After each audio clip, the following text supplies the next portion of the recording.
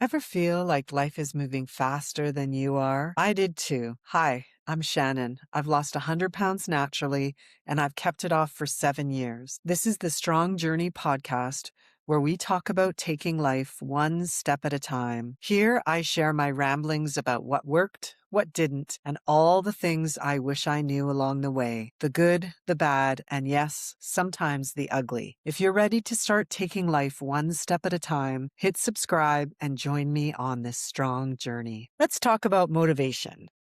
Because motivation has been wildly overcredited and unfairly blamed when it comes to health, fitness, and weight loss. How many times have you said, I just need to get motivated, or I've lost my motivation, or I'll start again when I feel ready? We've been taught that motivation is the starting point, that once it shows up, everything will just magically fall into place. But after years of trying and failing, I learned something important. Motivation isn't the problem. Waiting for it is. Most women believe change works like this. You feel motivated, you take action.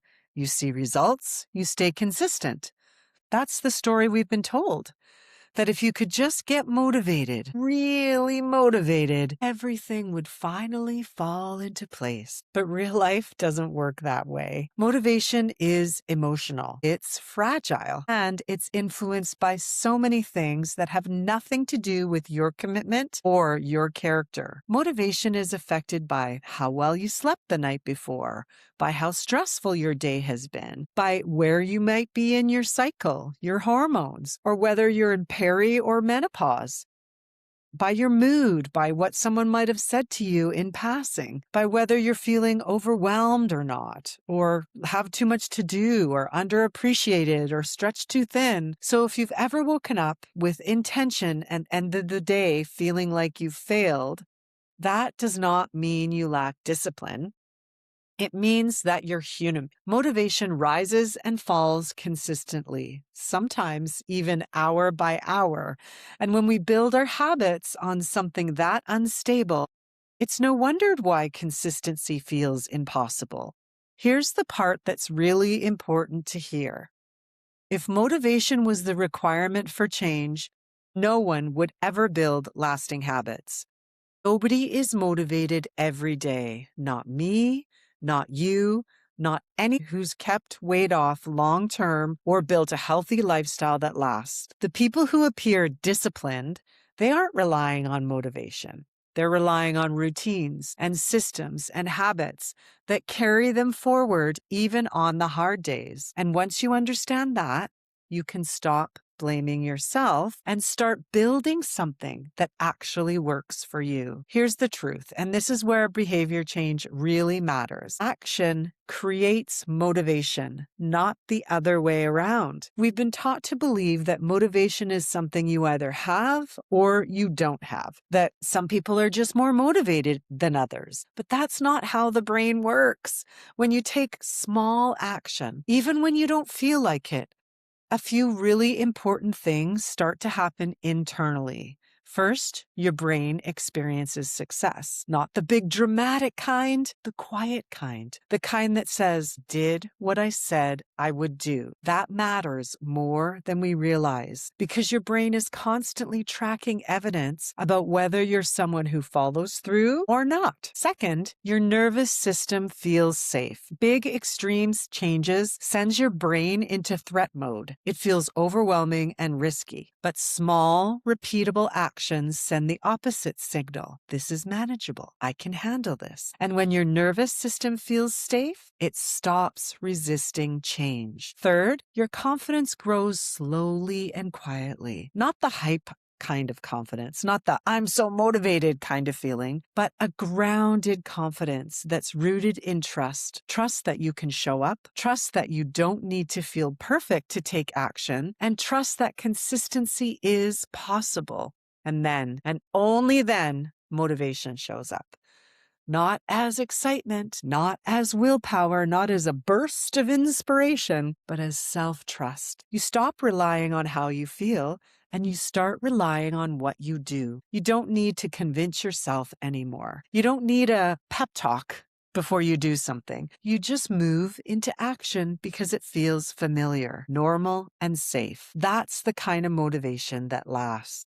It's built through repetition, through keeping small promises to yourself, through showing up imperfectly again and again. And that's why people who wait for motivation stay stuck, while people who act first build momentum. There were countless days on my journey where I did not feel motivated. Days I was exhausted before the day even started, days my body felt sore and heavy, days when menopause just made everything feel harder, physically and emotionally and mentally, days when my brain offered me 100 reasons why skipping would make sense. And on those days, I didn't suddenly magically more disciplined. I didn't give myself a pep talk and push myself through. I didn't wait for motivation to show up. What changed was this: my habits stopped being mood-based and became routine-based. I stopped asking myself, do I feel like it today? Because the honest answer was often no. Instead, I asked a much gentler, more realistic question. What's the smallest version of this that I can do today? Sometimes that meant a full workout. Sometimes it meant a short walk. Sometimes it meant stretching on the floor or prepping just one meal instead of a whole week. And I let that be enough. Every time I followed through, even imperfectly, something important happened beneath the surface. I wasn't just moving my body or prepping food. I was keeping a promise to myself. And that's where the real change happened, because each small follow through built trust, not hype, not excitement, trust. Trust that I could show up even when it wasn't convenient. Trust that I didn't have to be perfect to be consistent. And trust that I was capable of caring for myself one small decision at a time. That self-trust became the foundation for everything that followed. And once that was in place, consistency stopped feeling like a battle, and it started feeling like who I was becoming. Your brain's job isn't to make you disciplined. It isn't to help you hit the goals and stick to the plans. Your brain's primary job is to keep you safe. And your brain, big dramatic change feels unsafe. It feels unpredictable. It feels like a threat, even if change is something you really want. That's why extreme plans almost always backfire. Your brain reads them as danger, not progress. Waiting for motivation, on the other hand, feels a little safer. It delays comfort. It lets your brain says, we'll deal with this later. And while that might feel comforting in the moment, it keeps you stuck in the same old patterns. Sustainable change works differently. It depends on repetition, doing something often enough that it becomes familiar. It depends on predictability, knowing what's expected and when. And it depends on small wins, evidence that change is possible without overwhelming your nervous system. Every time you take small action and repeat it, your brain gathers proof that says, this isn't dangerous and I can handle this. And when your brain learns, I can do this again, something starts to shift. Resistance softens. Anxiety quiets and the internal fight fades. That's how habits form, not through force, not through pressure, but through safety and trust. Change stops feeling like something you have to push yourself through, and it starts feeling like something you can live with and manage. Here's the shift that changes everything. Motivation says, I'll do this when I feel like it. Identity says, this is just something I do now. When you stop relying on motivation and start building identity-based habits, consistency becomes calmer, not forced. You don't need to hype yourself up. You just start to show up. So let's make this practical, because this is where change actually starts to feel doable. Instead of waiting for motivation to work out, try committing to 5 or 10 minutes of movements, not because it's enough in a calorie burning sense, but because it keeps the habit alive.